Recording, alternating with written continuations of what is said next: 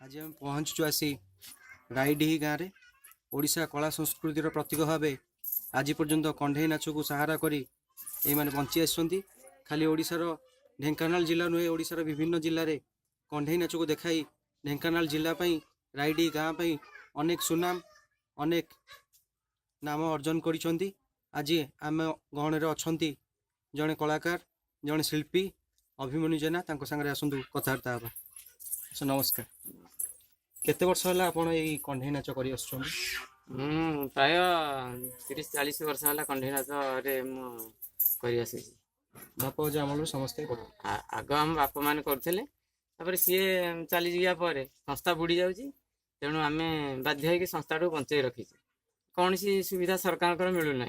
जदि न मिलूँ तथापि आम बंचाई रखीचे संस्था को बंद करनु एवं चलती सरकारी प्रोग्राम जो दौरान गवर्नमेंट प्रोग्राम भी करुचे एबे 8टा ब्लॉक जाकर 8 जगह करके आसिलु हिंदोल कामाख्यानगर भुवन कंकड़ाहाड़ से आमर परजंग एपटे ओडापड़ा सदर एमती विभिन्न जगह करके आसिलु तापर जो स्वच्छ भारत दौरान भी जाऊँ आमर ढेंकानाल पॉलिसी मेलार भी जोग दौचे आगे सरकार सुविधा किसी मिले आमको भल आम उपकृत हूँ आगे आगे चलते तेणु सरकारी सुविधा तो किसी मिलूनी तेणु आम आगे पार्न आ कौन। अच्छा, आपनकर गाँव में बर्तमान केतोटी दल कंढे नाच कर आम गाँव में बर्तमान 12-14 दल अच्छा समस्त आम गोटे आसोसिएसन भी करूँ तेणु सरकार सुविधा किसी न मिला कहीं योगदान दे पारना पैसा पत्र तो किसी सुविधा ना आउ खाली संस्था बंचेक रखीचु आ। अच्छा, सरकार तरफ किसी भत्ता कि पेंशन किसी भत्ता आम बहुत चेष्टा करूँ भत्ता टी कि कर दौना कहीं जहाँ पाक गले से कहते आमको 30-40 हजार टंका देले भत्ता करदेव यही भत्ता करना फर्म पकई पकईका भी बेदम हो सारे तेणु आ भरसा रखुना आम क्या पाखे भत्ताटी हम बोली एमती संस्था चल संस्था बंद करनु भत्ताटे हो पारे तथा वृद्ध हेलुना केते वर्ष बचू भत्ताटे हो पारे। कंढे नाच विषय किसी कहतु।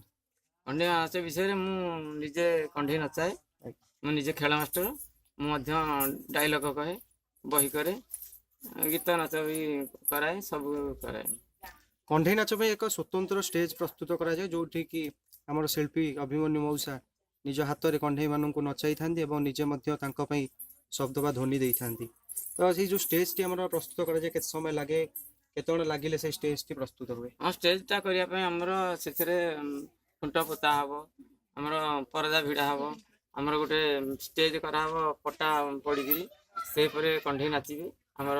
कलाकार बाजा यंत्र सब बजेबे आउ भितर होकर कंढे नचेबी आते मास्टर नथब भी नचेक मुझे भी कंढे प्लेयर बाहर कर नाच कराए इन सब प्रकार चल। कलाकार सहित आप गुजराण मेन्टेन कंढे नाच सहित कौन कौन करती